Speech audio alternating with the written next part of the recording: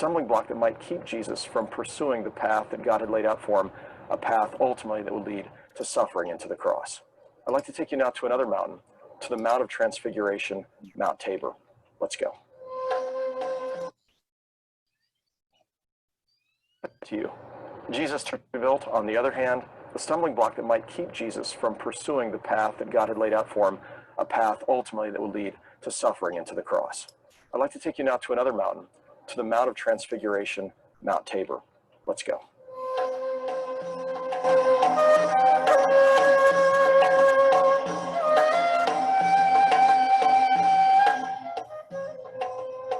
In order to get to the top of the mountain, you have to take special vans that are designed to be able to take the switchbacks back and forth up the mountain. When you finally arrive at the top, you have panoramic views of the valleys all around. 6 days after Jesus had his conversation with the disciples at Caesarea Philippi, they made their way to what would be called the Mount of Transfiguration. We're standing on the top of Mount Tabor, and this is the traditional location for that story, for the Mount of Transfiguration. And as we come here, we remember Jesus revealing himself to just a handful of his disciples, to Peter, James, and John. Listen to these words, Matthew chapter 17. The story is told in Matthew, Mark, and Luke's gospel, maybe hinted at in John's gospel. After 6 days, Jesus took with him Peter, James, and John, the brother of James, and led them up a high mountain. He led them up by themselves. There he was transfigured before them. His face shone like the sun, and his clothes became as white as the light. Just then there appeared before them Moses and Elijah, talking with Jesus. Peter said to Jesus, "Lord, it is good for us to be here. If you wish, I will put up 3 shelters, one for you, one for Moses, and one for Elijah." While he was still speaking, a bright cloud enveloped them. And a voice from the cloud said, "This is my son, whom I love, with whom I am well pleased. Listen to him." When the disciples heard this, they fell face down to the ground, terrified. But Jesus came and touched them. "Get up," he said. "Don't be afraid." When they looked up, they saw no one except Jesus. As they were coming down the mountain, Jesus instructed them, "Don't tell anyone what you have seen until the Son of Man has been raised from the dead." We want to go inside the church here, the Franciscan church, and remember the story of the Transfiguration. Let's go.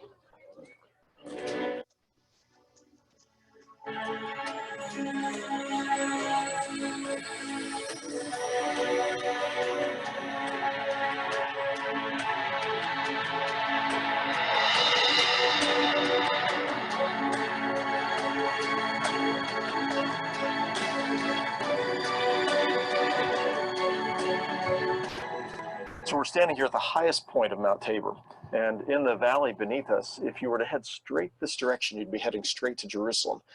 Back behind me, this direction, was Caesarea Philippi. And so it makes sense, beginning in Luke chapter 9, verse 51, I believe it is, Jesus makes his way, or sets his face resolutely towards Jerusalem. If he's coming back from Caesarea Philippi, he would have come this direction. This probably would have been something like a 6-day walk, depending on what he did and where he stopped along the way. He's going to make his way continuing this direction. He brings Peter, James, and John up here. He knows he's going to have this conversation with God. Maybe he knows he's going to have a vision or going to be with Moses and Elijah. But he brings Peter, James, and John up. Why? Well, in the scriptures, in order to have a testimony that people would believe, you had to have at least 2 witnesses. In this case, Jesus brings 3 witnesses with him to the top of Mount Tabor to listen to see and absorb what's happened, and to hear the testimony of his Father who says, "This is my son, listen to him." And so from this vantage point, of course, he could have seen, or at least you had the idea of the road. Today it's very hazy, but the idea of the path heading down this way to Jerusalem, having come this way from Caesarea Philippi, and having a profound experience of God and with God here at the top of the mountain. So why were Moses and Elijah meeting Jesus here? And I have a couple of ideas. One is that they become the 2 witnesses, right? So Peter, James, and John are witnesses to what God is going to say, but Moses and Elijah are witnesses to what God says, "This is my son." But you also have here the greatest lawgiver, right? The great prophet and lawgiver Moses. And you have the greatest prophet Elijah, both of them meeting Christ. And in Luke's gospel, we read that Jesus was speaking to them about the moment of his departure, or the hour of his exodus from earth. And so what's happening here is, at this critical moment, God is confirming, just as happened in Jesus' baptism, God confirmed that he was his beloved son. Now, as Jesus is about to set his face resolutely towards Jerusalem this way, God appears to him once more. The voice of God speaks to him once more, this time with Moses and Elijah, reassuring him about the moment of his departure, the moment of his crucifixion, which will happen this way. And so Jesus sets his face resolutely towards Jerusalem, having heard the Father say once more, you are my beloved Son. Peter, James, and John, having seen and been witnesses of this, and having heard the Father say, listen to him, pay attention to him. So I want to reflect a little more on this before we close out this session. I want to take us down in front of the church once more. Let's go in front of the church.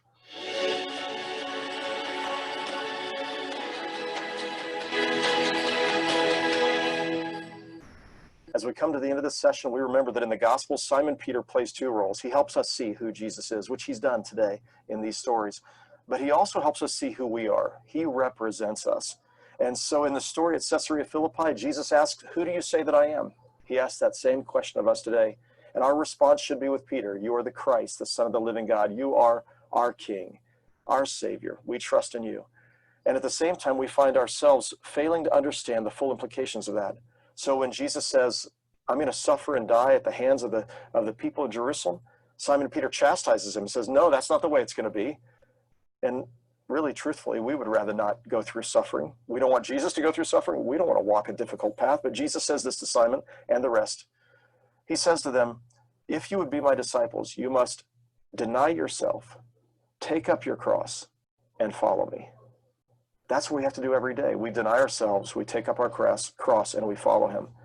Simon Peter comes here with Jesus to the Mount of Transfiguration, and there's this glorious moment where he sees the glory of God in Jesus. But after that, Simon Peter fails to understand really what this is about, that moment was about reassuring Jesus and testifying to these two disciples as they're on their way to Jerusalem, where Jesus is going to hang on a cross and say, Father, forgive them, for they know not what they do. The path of Christian discipleship is not going to be easy all the time. In fact, much of the time, we're going to be asked to deny ourselves, take up our cross, and follow him. We remember that at Caesarea Philippi, and we remember it here as Jesus sets his face from this point forward resolutely towards Jerusalem. I'd like to invite you to pray with me. Lord, we thank you and praise you for your love and grace and mercy. We thank you for Simon Peter and for what we learned from him. And with him today, we confess to you that you are the Christ, the Son of the living God. We seek to follow you as our King. We seek to serve you as our Lord. We trust in you as our Savior. Help us daily to deny ourselves, take up our cross, and follow you. In your holy name, amen.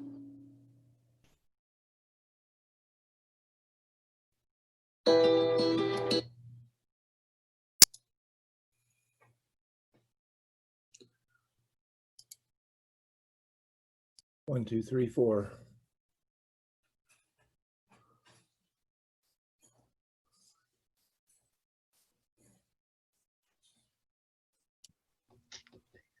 It was a difficult situation once it got beyond the smaller group to control or have any sense of where things are going. So safer to keep things within the small group.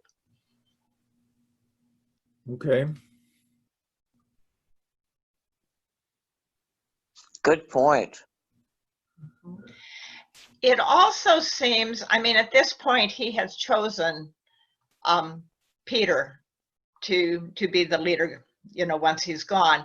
But as Rick said, you know, there's a lot of instances where he had just those three with him. And you wonder how much it was a process of he had seen these as key people, but then seeing the three of them more in action too. At some point, he had to decide who he is going to leave in charge. And having a number of instances where those three were his main confidants helped him perceive who he should give that responsibility to. Good thoughts. Jeff, it looks like we I stopped the recording when I start and thought I restarted it, but I may not have. I just noticed it wasn't recording, so I've restarted it. So we may have a shorter version. At the very end, I'm going to play the section that the 5 minutes, 6 minutes, whatever it was on that I showed at the beginning of Adam Hamill's video, and I'll do that after I do the music. So we'll at least get that on. So sorry guys, I got on at 8:30 and I didn't want to start recording at 8:30 with nothing going on. So I stopped the recording and thought I restarted. So you're on mute, Jeff. Hang on. Scott, Yeah. you can always leave it on. I can just cut that part out, and I'll show you how to do that. Oh, good. All right. Well, I'll do that next time. But, Yeah. Thank you. I was so afraid of having a half hour of Yeah. dead. No, I always trim it. Okay. Well, maybe I'll let you show me how to edit it, and we'll put the pieces Okay. back in that are missing. We Okay. won't have all the discussion obviously back, but at least we'll have the beginning of the music and the other things. So, okay. Any other thoughts on this section? I do. I have a question for Pastor Michael. And if I remember right, and I don't often remember right, the feast, or if we go back to Leviticus, the feast or the festival week that Passover is part of was the Festival of Tabernacles. Okay. And I always look at Peter's statement of building the tabernacles is because that's what all the Jews were supposed to be doing that week. They were building their temporary tabernacles or their temporary huts or their temporary shelters that they were going to stay in that week while they remembered the 40 years in the desert, the years where they were nomads, and that they had to put their tents up and down every night. Maybe it's called, I've heard it about a lot of ways in my life, but maybe it's kind of a temporary dwellings type thing. Well, you're exactly right about that. That's the purpose of the Feast of Tabernacles, is to remind the people that they once were wandering in the desert. I was just trying to see in my Bible, you're talking about Peter there on the mountain of Transfiguration was talking about setting up tabernacles there, right, Rick? Is that what you're? Yeah, that's why I was thinking that Peter was thinking of that, because Jews everywhere were getting ready to build tabernacles or build temporary dwellings. But I think though that at that moment, and just a minute, I gotta find it.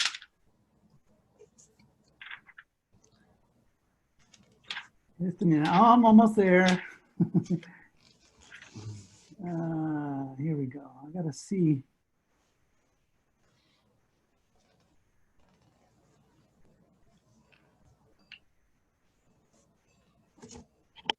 Well, yeah, I think in the Greek, the word is tents, which would represent the temporary nature of what was going on there in the mountain. But my suspicion, especially for Peter, maybe again not knowing what to say at that moment, except to let's put up some shelters. I always like to think that maybe at that moment of glory, how wonderful would it be just to spend the rest of your life in that glory? So why not just build a house there and let people come to the mountain rather than we go to the people?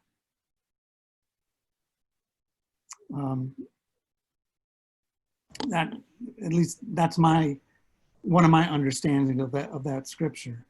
Okay, yeah, it's you know that he's trying to capture the moment. Yeah, definitely, yes. Yeah. I guess I can't imagine that he thought that moment was going to last, but you never know. When you're there, you don't know where you are, and that had to be so incredibly awesome that you're so blown away. You're not thinking very well. And I think too, when we have experiences in life ourselves, that we might not know exactly what's happening at that moment, and it's not until maybe we have time go by, maybe days, weeks, months, maybe even years before we say, you know, I finally figured that out.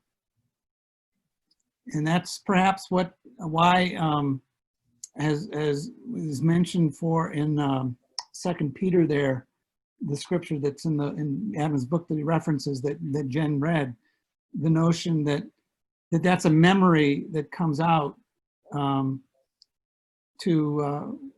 well, let's just say it's just a memory that has, I guess, a deeper meaning than it did at that moment. I mean, think about just pick something in your own lives right now and just think, you know, what special thing happened to you that has achieved more significance over the years.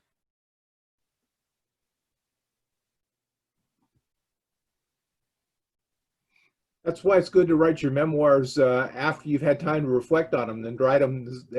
Maybe you can journal what's happening, but it's good to go back and reflect it before you actually publish that, right? Yes, and also to know that the Gospels were also written. I mean, Mark was probably written about 40 years or so after Jesus' death. So there's some recollections that are going on to try again to remember, to be able to pass on the story of this great experience. Okay. Any other thoughts on Transfiguration?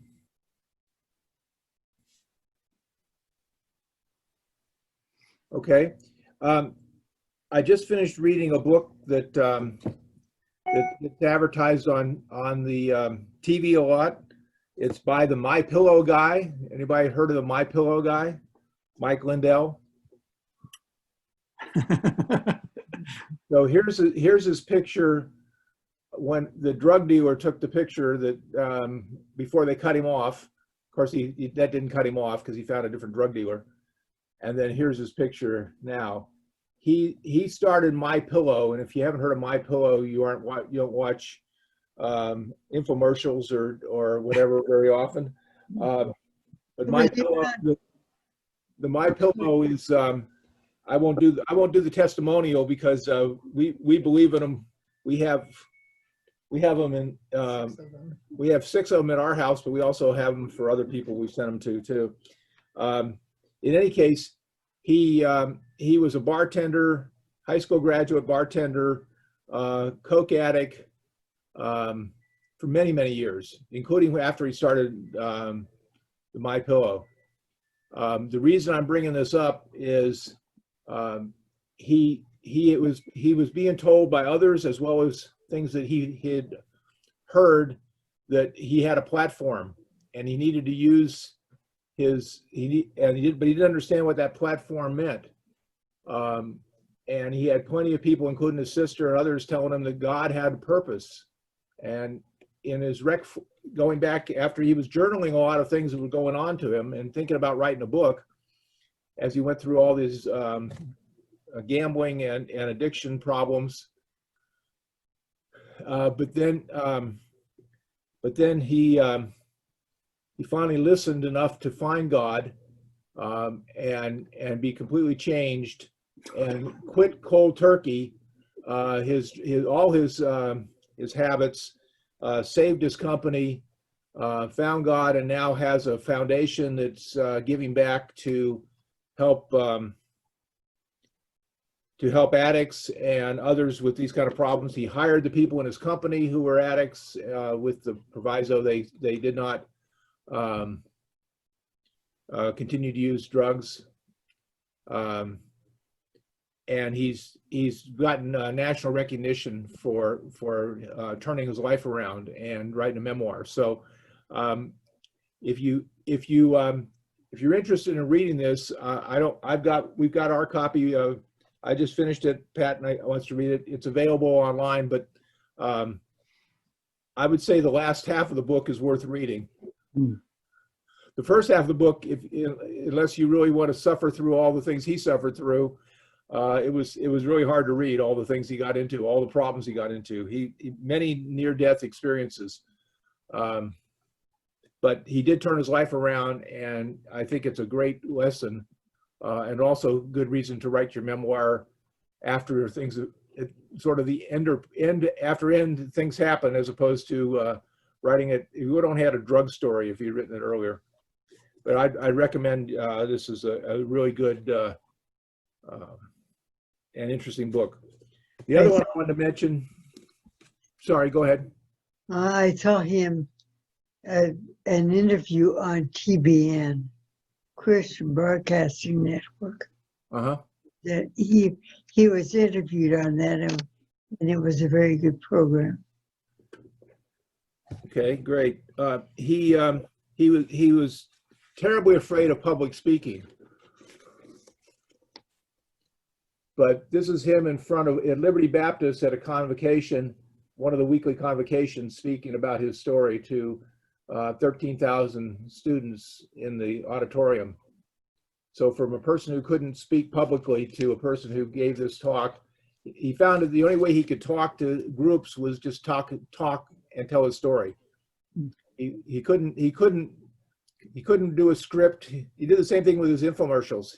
When they tried to have him read a script or use a teleprompter, he couldn't do it. But as soon as he started talking, he's very very outgoing. He's very I don't know, very interesting the way he can talk about his stories and how he turned his life around. The other book that I just picked up again and I want to recommend reading is Unafraid. This is the Adam Hamilton book talking about, and it was written 2 years ago, could have been written today. We're all afraid of what's going on, many of us. And I think this will talk about God's help and relying on God at this time. So if you're looking for something to lift you up, if you don't want to read about what the odds are, read Unafraid. And I'm sure there's already other good literature out there too, but this one I'd recommend. It's really good. It would make a good Bible study at some point.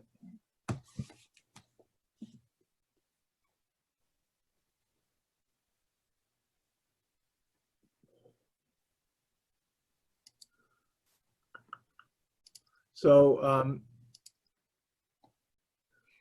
just to remind ourselves where we are on our program, today we're finishing up on chapter 3.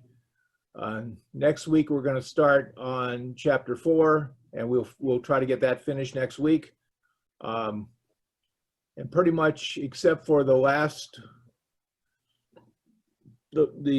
2 weeks there in June, or mid 2 weeks in June, where we're going to take 2 weeks to try to cover all of chapter 6, which is a lot of material. We'll be covering one a week on chapters.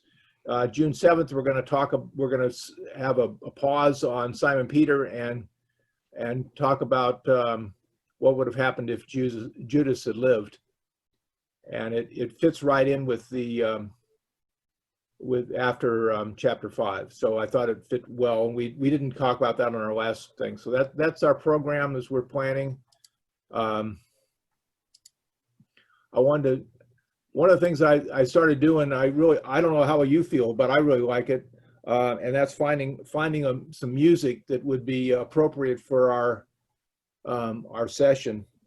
And I got started because the Leader's Guide had a suggestion there a couple weeks ago, and we found that and played some of that music. So then last week I just thought about the rock and we found that music. So this week I was trying to figure out what to play, and I found a let me get to the right.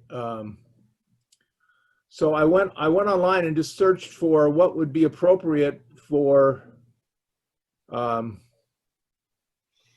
And are you seeing the screen that says liturgy tools? Yes. Okay, good. So I just did a search for transfiguration and found this. It was really neat. I'm learning a lot about how to do these things.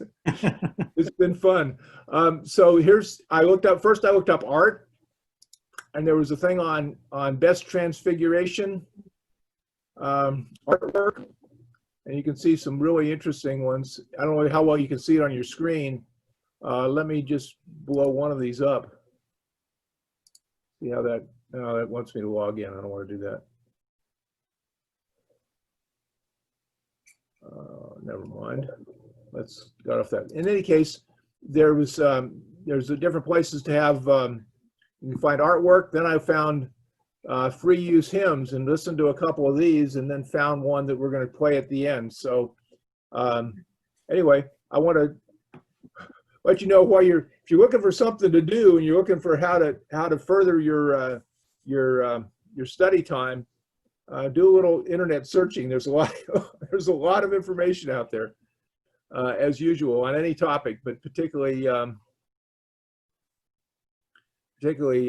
things that are appropriate. And if someone has ideas they want to bring to the group for these different Bible studies activities, if you have a picture, you have a song, or something else you want to hear, let me know.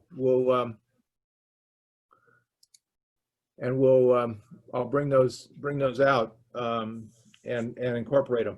I would like to know ahead of time if possible, then I can be prepared to have it ready to go. But if not, we'll do it on the fly. So it's 1:45. We're gonna quit a little bit early. I want to remind everybody to don't forget to get to church at 10 o'clock. The link, Jeff sent out the link. I think it's active at 10. So don't forget about church. Don't forget about all the other activities. Pat, you had something you wanted to say about everybody about the shelter. Go ahead. Yeah, the total number that we have contributed to the shelter is now 511. That's cans of cat food for them. And I want to thank everyone for doing that as well. I spoke with Ann on this past Friday, and they are not in need of anything right now. So if you're out and about and you're shopping and you think of it, there's no problem with dropping it off on the porch, and we'll be happy to take it up, whatever it might be. But I think we're going on to Panera. So actually we're done with the shelter. Yeah, we're not gonna solicit anymore on the shelter, but if someone wants to donate something, you can either take it up yourself or give it to us. We'll take it up periodically. But she said that there's no reason to continue. They're doing okay right now. So we will send a thank you note out to everybody, thanking them for their contributions. Scott, Right. Yes, Jeff. I have an update on the Panera Bread. I believe that all the spots have been filled. A couple people offered to do them all. Then there were a few that were already taken. So that's been taken care of, so everyone knows. Oh, good. That's great. Yeah, we've always enjoyed doing that. It just, I don't know, doesn't seem like very much, but it just, when you're doing those kind of things, just makes you feel good. And I just wanted to remind people, I did send out an invitation yesterday for 4 o'clock Zoom with me this afternoon. Okay. Yeah, you said you were going to talk about Philippians. Talk about Philippians, anything you want to talk about, and then have a time of prayer. Okay. Good. All right. So I want everybody to pull out your books if you have them available. Page 87. What I didn't do last time, and this is the same prayer we ended last time with, this was referred to as the Wesley Covenant Prayer. And I didn't mention that before. It was used by early Methodists as a means of rededicating their lives to Christ, as a way of recommitting themselves to listening to Jesus and following him even down the hard road. It includes an invitation, if need be, that to put us to suffering. I pray some version of this every day. This is Adam speaking. And I thought you might find it meaningful to pray this yourself. So if you want to follow along or pray along with us, we'll start. I am no longer my own, but yours. Put me to what you will. Rank me Make me with whom you will. Put me to doing, doing, put me to put me to suffering. suffering. Let me be employed by you Or laid or laid aside aside for you. for you. Exalt for you or Or brought brought low low for for you. you. Let me be Let me full. full, Let me let be me empty. Let me Let me have have all things. Let me have nothing. I freely Freely and wholeheartedly yield yield all things to your precious pleasure and and disposal. disposal. Amen. Okay, so I'm going to move to the music. I think everyone knows this song. We've sung it in church. And then Jeff, I will then, after I do that, I'll put back on the stuff and record for a few more minutes, and then I'll cut it off, and then we can talk afterwards on how to re-edit this thing. Because I'm not sure what we caught and didn't catch. Thank you very much, everyone. Stay on and listen to the music if you wish. Otherwise, in any case, thank you all for joining the group, and we'll see you next week. Thanks, Scott. Thank you.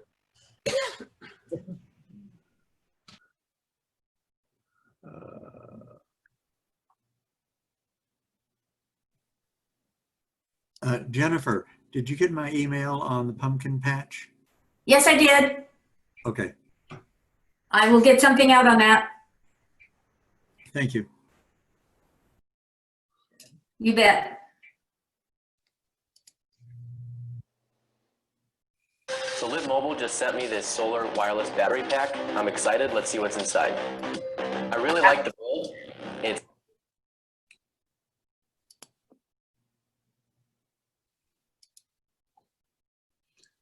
Thanks, everybody. Thank you. Have a good afternoon. You too.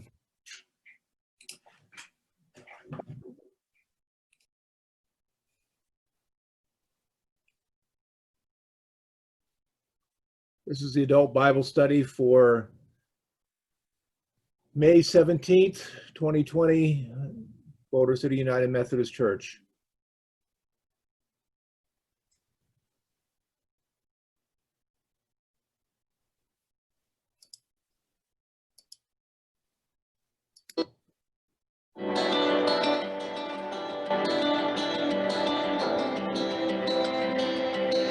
Stumbling block that might